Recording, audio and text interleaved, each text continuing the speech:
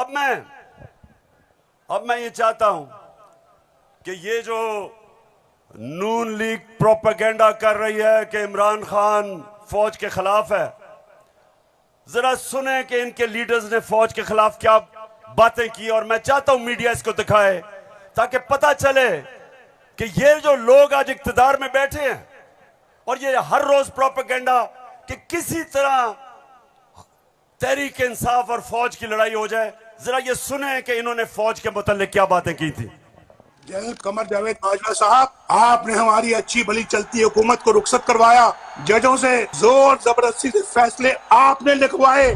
فوج کے جوانوں اور افسروں کے نام جب آپ کسی فرد واحد یا مفاد پرست ٹولے کے لیے آئین توڑنے کے مرتکب ہوتے ہیں، وہاں آپ خود اپنی قوم کو، اپنے ملک اور اپنے لوگوں کو آئین شکنوں کے رحم و کرم پر چھوڑ رہے ہوتے ہیں۔ ہاں، نواز شریف نے یہ ضرور کیا کہ اس نے کرداروں اور اداروں کے درمیان ایک واضح لکیر کھینچ دی ہے۔ ایک یا دو افراد ادارہ نہیں ہوا کرتے، ایک یا دو افراد اداروں کی بدنامی کا باعث بنا کرتے ہیں۔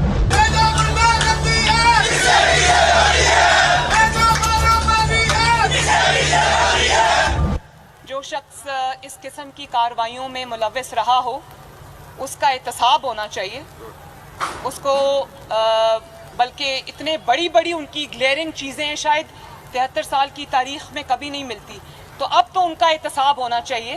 یہ اس قسم کے شخص کو کوئی اور عہدہ دے دینا، اور وہ بھی اتنا امپورٹنٹ عہدہ دینا، یہ میں سمجھتی ہوں کہ یہ قوم کے منہ پہ تماچا ہے، آئین اور قانون کی حکومت کے منہ پہ تماچا ہے۔ تم ہمیں سیاست بتلاتے ہو، اپنے حدود میں رہو، اسرائیل کی نوکری نہ کیا کرو، اسرائیل کے وظیفوں پہ پلنے والے جرنیلوں اپنے حدود میں رہو۔ بڑے رینکوں والوں سے بھی اپنے آپ کو محترم سمجھتا ہوں، اور اگر بگڑو گے تو پھر اگر ہم بگڑ گئے تو افغانستان میں امریکہ کا کیا حشر ہوا، خدا کی قسم یہاں تمہارا وہی حشر۔ تو ہماری کردار کشی کرنا چھوڑ دو، اگر ہم نے آپ کی شروع کی تو پتہ نہیں پاکستان بننے سے آج تک کتنے جنرلوں کی شروع ہو جائے گی۔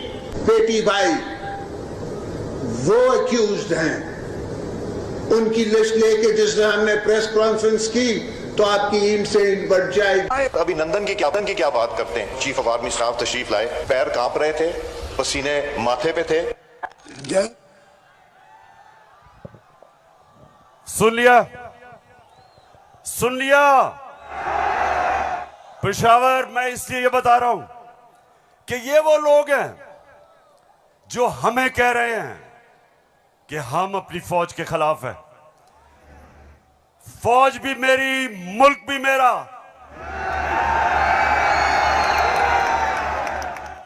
جتنے ادارے مضبوط ہوں گے ملک مضبوط ہوگا، عدلیہ مضبوط ہوگی ملک مضبوط ہوگا، فوج مضبوط ہوگی ہم آزاد ہو سکیں گے۔ ہم اپنی آزادی، ہم کسی کے سامنے جھکیں گے نہیں، کوئی ملک ہمیں فتح نہیں کرے گا۔ جس طرح ساری مسلمان دنیا میں آج عذاب آیا ہوا ہے، صومالیہ سے لے کے لیبیا سے لے کے سیریا سے لے کے ساری مسلمان، افغانستان میں کیا ہوا، یمن میں، ساری مسلمان دنیا میں کس طرح کا عذاب آیا، اور ہم وہ پاکستان ہیں جو ایک مضبوط فوج کی وجہ سے بچے ہوئے ہیں۔ تو نون لیگ والے یہ سمجھ جاؤ کہ ہم وہ لوگ ہیں جو اس ملک کے ادارے مضبوط کریں گے، اور کبھی اگر کوئی تنقید کرتے بھی ہیں اپنی فوج کے لیے، اس کی بہتری کے لیے کرتے ہیں، تعمیری تنقید کرتے ہیں۔ اب وہ چلاؤ۔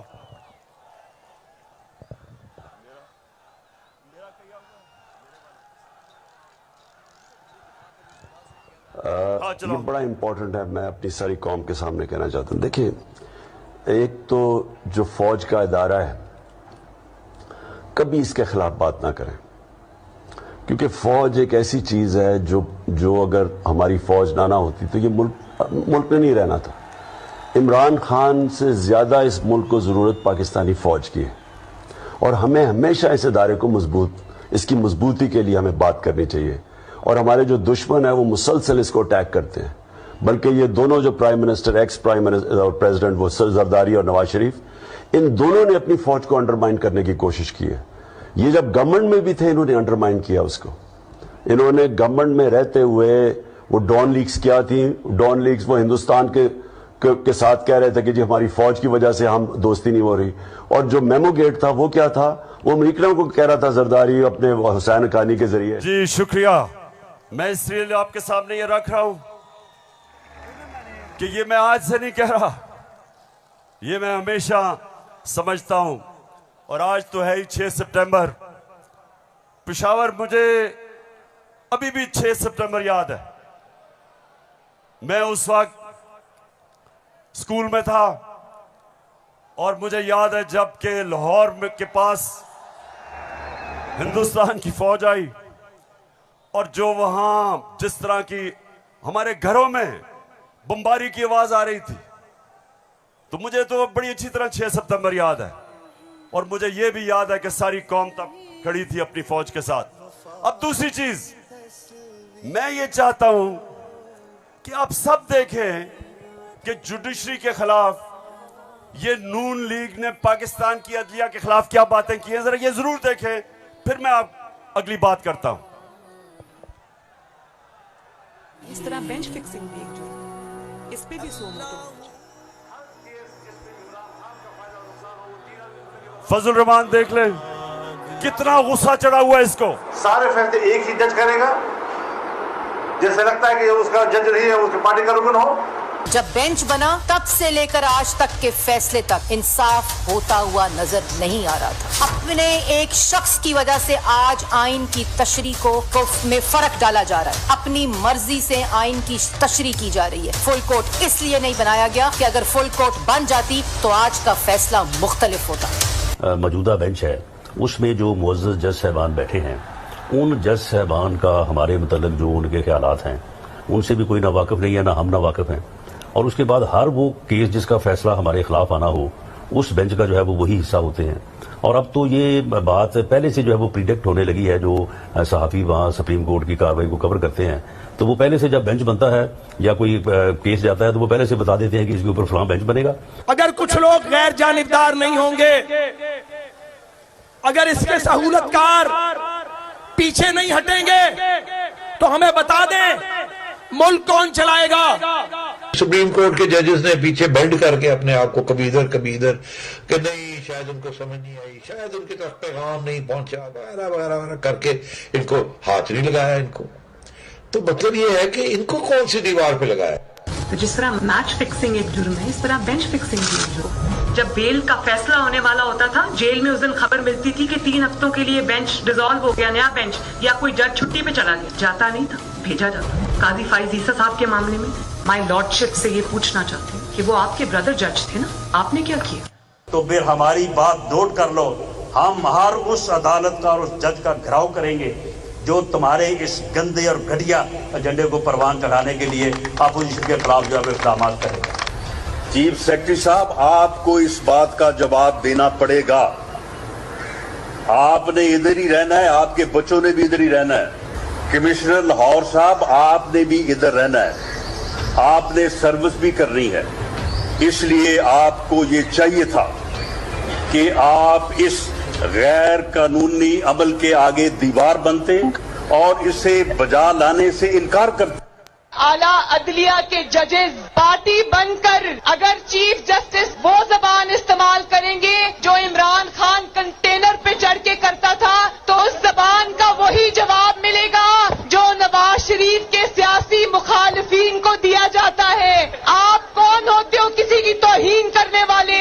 آپ کون ہوتے ہو کسی کی تضحیق کرنے والے؟ ایسے نا انصافی پر مبنی فیصلے کرو گے, بغض پر مبنی فیصلے کرو گے, انتقام والے فیصلے کرو گے تو کون عزت کرے گا آپ کی؟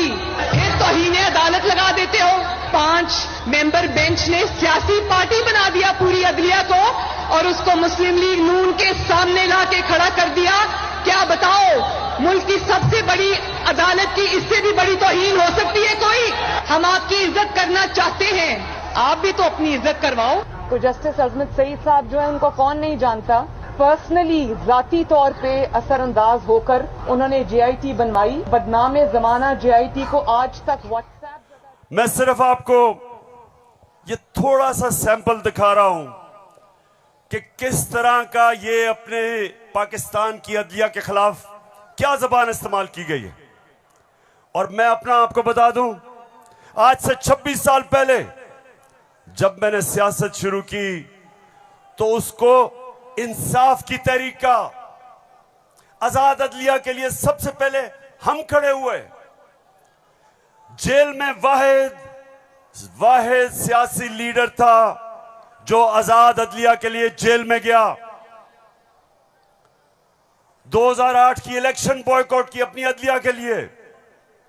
اس کے بعد جب ہم اقتدار میں آئے تو اسلام آباد میں 50 سال کے بعد پہلی دفعہ جوڈیشل کمپلیکس بنایا اپنے ججز کے لیے.